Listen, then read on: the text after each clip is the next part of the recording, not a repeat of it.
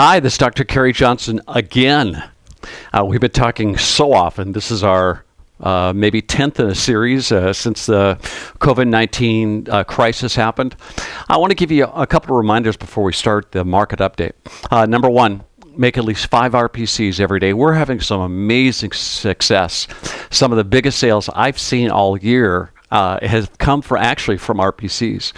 One of you, I'd love to tell you his name. I'll clear it with the first to make sure I don't embarrass him. Made a $300,000 annuity sale just because he was able to make an RPC. Another person did $270,000. Another person did more. It's just really remarkable how much your clients really need to hear from you. They love talking to you. They're worried. They're nervous. Now, what you're discovering right now, and I thought this would happen, is a lot of your clients are not qualified. What that means is we're talking to them and we kind of realize they don't have any assets, et cetera, et cetera. No problem. Let's identify those people and then put them on a 1-year rotation, not every month or every 3-month rotation. It's very simple to do. We'll only call them once. They do need to talk to you, but they don't need to talk to you that often. They just have no assets. There's really nothing they could do. Number 2. As always, with your market update, only discuss 3 points. Only 3. No more than 3, no less than 3, just 3. Now, this is really important. I want you to be very, very cogent and organized on your talking points. Catch up, update, how do you feel, 5-step referral. When you do the update, you've got to be sharp. You have to know what you're talking about. If you're just kind of reciting a couple of talking points you're unfamiliar with, they're going to see it, and they're going to realize that you're just kind of talking about things you don't know that much about, and you'll probably make you even more nervous. So I would watch these videos at least 5 or 6 times before you talk to a client. They're short videos. I mean, why not? They're only 4, maybe, what do I go? Maybe 8 minutes maximum. Play in your car if you want to. Don't forget, ask for referrals on every single phone call. My new book came out called Referral Mindset. Business Building Secrets of Top Producers. Last week, I offered you a free copy of the book. If you're my coaching client, you're going to get it for free. All you have to do is ask for it. Very simple. And you know there are 3 sentences you have to ask. And if you do that effectively, either you're going to get a need, 3 needs actually, and you're going to book an appointment. Or number 2, you're going to get a referral. 30% chance. So what's not to like about RPCs? Okay, here's our talking points this week. Number 1, the market is still very, very volatile. We saw an 1,800 point drop last week in the market. Big reason for this. Most of the market realizes that we're going to have a second wave of COVID-19. A good reason for that also, so for the last, I did some research on this, for the last 250 years, we've had 5 major pandemics, like the swine flu of 1918.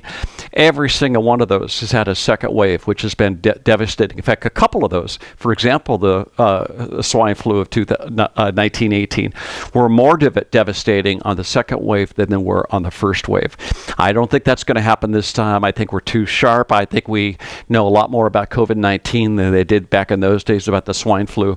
But every single pandemic has had 2 waves. Next. As I said before, a couple months ago, when we hit the low on March 23rd, I said we're going to have a lot more downtimes. It's not going to be straight up. A lot more testing of the bottom in the future. We saw that last Thursday, a lot more testing. Also, I want you to know that the market right now is really, really momentum driven. What that means is it's very reactive to the news. There's bad news that goes down, good news that goes up. For example, when we saw the jobs report, when the jobs actually went up by 2.5 million instead of down by 8 million, there's a $10 million job delta. It was just, people went crazy. I mean, the market went up by 800 points.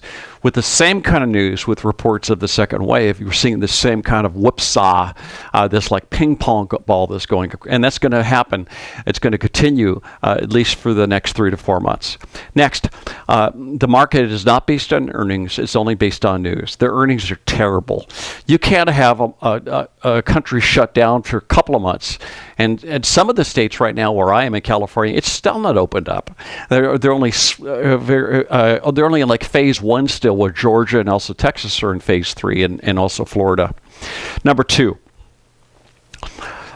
it takes 60% infection rate to reach herd immunity. 60%. We're now at 5%. Michael Osterholm, head of epidemiology, University of Minnesota, said that we're going to have, without the mitigation we've been doing, the spatial distancing and also masks, et cetera, and also without a vaccine, we would have seen 1.5 million deaths. Now, if we don't get a vaccine, if this runs the course of the flu, we're going to see the same thing, 1.5 million deaths. It's unlikely that's going to happen, and I'll give a couple of reasons why. Before I do that, though, some of the reasons why the market went down so severely last week is that we have 5 states now with a 35% increase in COVID-19 infections. That's what really scared the market.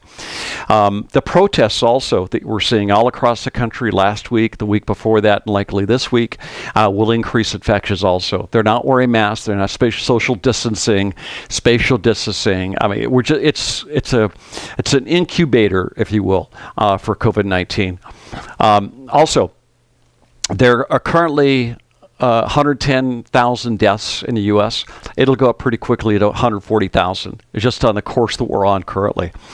The good news is that Gilead and also Moderna are in phase 3 trials for vaccine. Now, the phase 1 is when they create the vaccine. The phase 2 is when they try to make sure it doesn't kill anybody. It's the safety phase. The third phase is the efficacious phase, or they're just trying to see if the thing works. There are 35,000 people right now are being tested with COVID-19 vaccine. That's really interesting. That's faster than any vaccine has ever come across, and that's really great news. So as I said before, the vaccine, if it stays on course currently and everything works out well, a lot of ifs there, people will start getting vaccinated in January of 2021.